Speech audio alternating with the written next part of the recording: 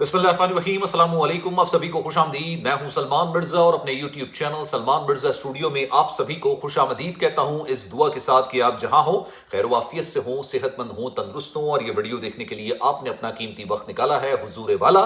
Video के आगाज में तहे दिल से आप सभी का मैं शुक्रिया अदा करता हूं। जनाब, बड़े अफसोस के साथ कहना पड़ता है कि पाकिस्तान से लोग बेहतर रोजगार के लिए, बेहतर जिंदगी की ख्वाहिश लिए बैरून मुल्क चले तो जाते हैं, लेकिन उस दकियानुसी सोच को भी साथ लेके जाते हैं जिस दकियानुसी सोच की वजह से पाकिस्तान की ये हालत अब हो चुकी है। आज जो वाकया मैं आपको सुनाने जा रहा हूं ना, अपनी नौयत का इतना खतरनाक किस्म का ये वाकया है, और ये वाकया मुकम्मल तौर पर अक्कासी करता है उस दकियानुसी सोच की जिसकी वजह से हमारा जो पाकिस्तानी माशरा है तबाही के इस दहाने पर आके खड़ा हो चुका है। एक शख्स जो कि आज से नहीं पिछले 5 साल से जर्मनी में रह रहा था, रोजगार की तलाश में वहां पर गया था, अच्छी जिंदगी गुजारा था। पाकिस्तान में इसकी शादी हुई थी, पाकिस्तान में इसकी एक बीवी थी। इसने पिछले दिनों जर्मनी से वापस आके ना सिर्फ अपनी बीवी बल्कि अपनी 2 सालियों को इंतहाई बेदर्दी के साथ कत्ल कर दिया। और जब यह खबर निकलकर सामने आई तो इनके खानदान के जितने भी घर है ना, वो हैरान और परेशान। उन्होंने कहा, भाई ये जो शख्स था जिसका नाम मंशा था, इसकी बीवी का नाम नाजिया था, इनकी तो मिसालें दी जाती हैं मोहब्बत की। लॉन्ग डिस्टेंस रिलेशनशिप था, शौहर जो है वो जर्मनी में रहता था, बीवी पाकिस्तान में रहती थी, 5 साल पहले शादी हुई थी,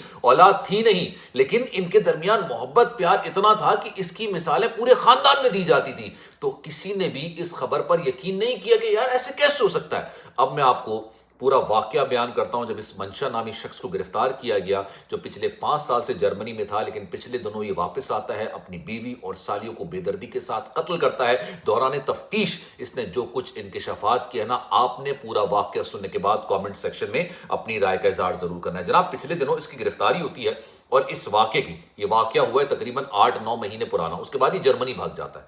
इसको लगता है कि शायद पाकिस्तान है ना, मिट्टी डाल दी जाती है, केस बंद कर दिया जाता है। ये जर्मनी से फिर वापस आता है तो इसको दोबारा गिरफ्तार किया गया, और गिरफ्तार करने के बाद इसने दौरान तफ्तीश क्या क्या कहा अब जरा सुनते जाइए। जनाब, होता ही है, मंशा बेसिकली इस बंदे का नाम है। ये पिछले 5 साल से जर्मनी में था, 5 साल पहले इसकी शादी हुई थी, पाकिस्तान में इसकी बीवी थी, बीवी का नाम था नाजिया। इसकी 2 सालियां थी, जिसमें से एक 20 साल की लड़की थी, मारिया उसका नाम था, और रिमशा दूसरी लड़की थी जो साली थी, उसका नाम उसकी उम्र 18 साल थी। अच्छा, होता ही है कि इनके पास औलाद नहीं होती, औलाद जैसी नेमत से ये महरूम होते हैं। आ रहा होता है, जा रहा होता है पाकिस्तान, लेकिन औलाद इसकी नहीं हो रही होती। पिछले दिनों ये वापस आता है, ठीक है, और आके बीवी को ही कहता है कि यार बस काफी अरसा हो गया, मैंने तुम्हारे लिए काफी कोशिशें की हैं, लेकिन अब मैंने उस कोशिशों के बाद ये नतीजा निकाला है कि भाई मैं तुम्हें अपने साथ जर्मनी ले जाऊं।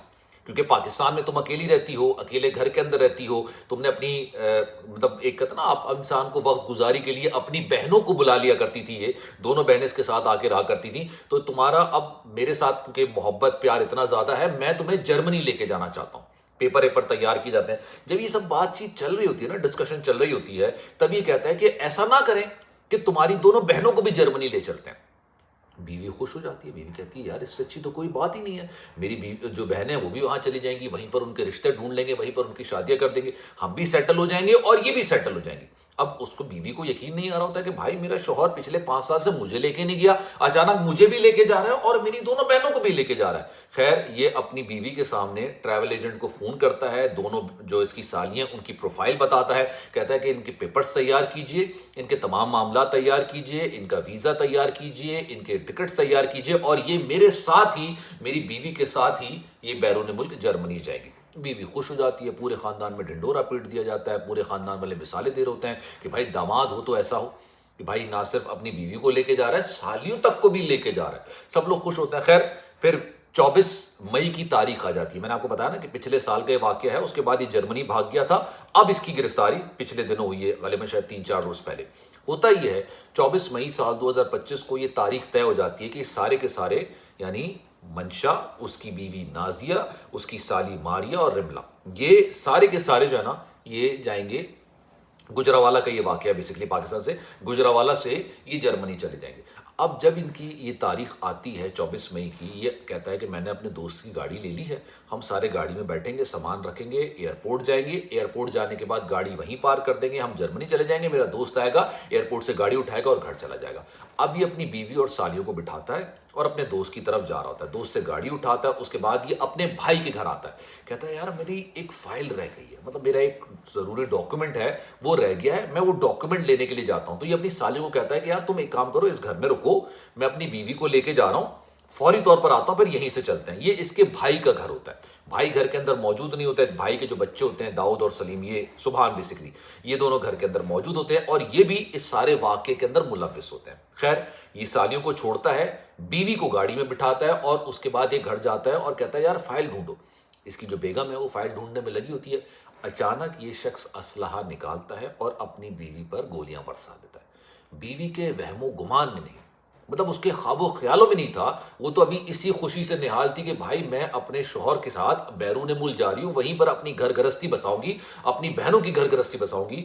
بھائی اس کو گولیاں مار کے بے دردی سے قتل کر دیتا ہے. اس کے بعد اس کی لاش کو گاڑی میں رکھتا ہے اور گاڑی میں رکھ کے وہ نہر پہ جا کے اس کی سنسان جگہ پہ گاڑی سے لاش نکال کے پھینک دیتا ہے. اب یہ آتا ہے اپنی سالیوں کی طرف. یہ بھائی کے گھر آتا ہے جہاں پر اس کی دونوں سالیاں موجود ہوتی ہیں. اس کے جو بھائی ہے اس کے بچے بھی موجود ہوتے ہیں. اب وہ کیا کرتے ہیں, یہ تینوں مل کے ان دونوں سالیوں کو بھی بے دردی کے ساتھ مار دیتے ہیں.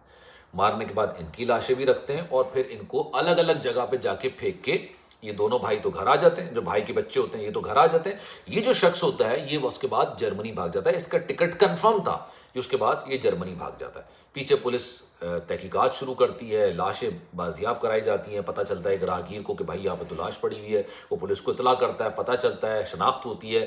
پھر جب گھر والوں کے پاس جاتے ہیں تو گھر والے کہتے ہیں کہ بھائی یہ تو اپنے شوہر کے ساتھ, ہماری جو بیٹی ہے اپنے شوہر کے ساتھ جرمنی گئی تھی, تب سے ہمارا اس سے رابطہ نہیں ہو رہا تھا, اور یہ اکیلی نہیں گئی ہے, ہماری دو اور بیٹیاں بھی ان کے ساتھ گئی ہیں.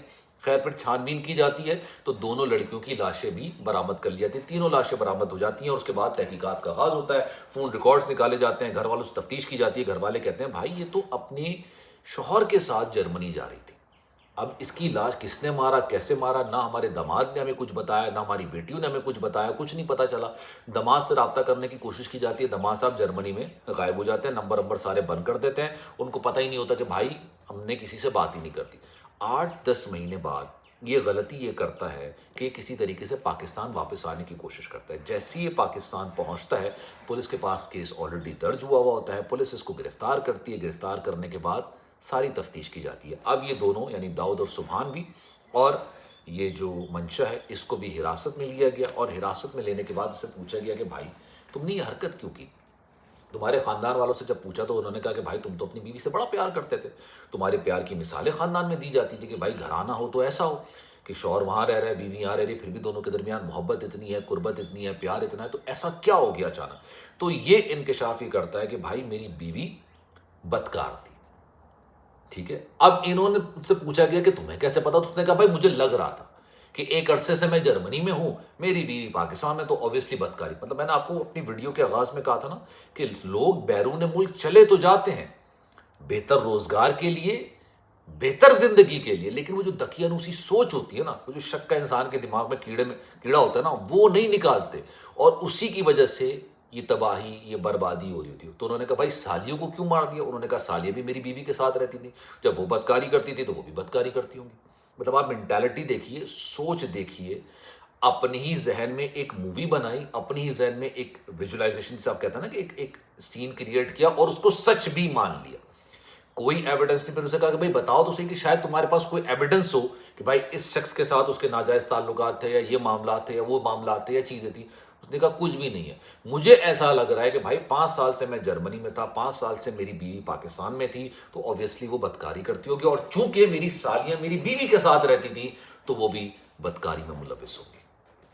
یہ سوچ, اس سوچ کی وجہ سے کسی کے گھر کی 3 بیٹیاں انتہائی بے دردی کے ساتھ قتل کر دی گئی. اور آپ کو میں بڑا کلیئرٹی کے ساتھ ایک بات بتاؤں, آپ چلے جائیں جو چھوٹے علاقوں کے اندر, چھوٹے علاقوں میں اس لیے کہتا ہوں جہاں پر لوگوں کی سوچ چھوٹی ہوتی ہے. کوئی علاقہ چھوٹا بڑا نہیں ہوتا, انسان کی سوچ بیان کرتی ہے کہ وہ علاقہ کتنا بڑا ہے اور کتنا چھوٹا ہے.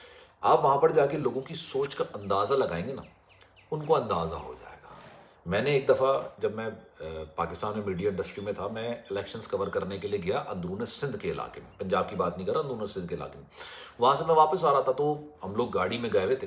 جب میں واپس آ رہا تھا تو میری آنکھ لگ گئی تھی نا، راستے میں اندرون سندھ سے واپس آ رہے تھے، جب میری آنکھ کھلی تو میں نے پھر ڈرائیور سے پوچھا، میں نے کہا یار ہم لوگ کہاں ہیں، میرے ساتھ ٹیم ممبرز اور بھی تھے، تو مذاق میں ٹیم ممبرز نے کہا کہ یار اب چونکہ لڑکیاں اور خواتین روڈ پر چلتی ہوئی نظر آ رہی ہیں نا، تو اس کا مطلب ہے ہم کراچی پہنچ گئے۔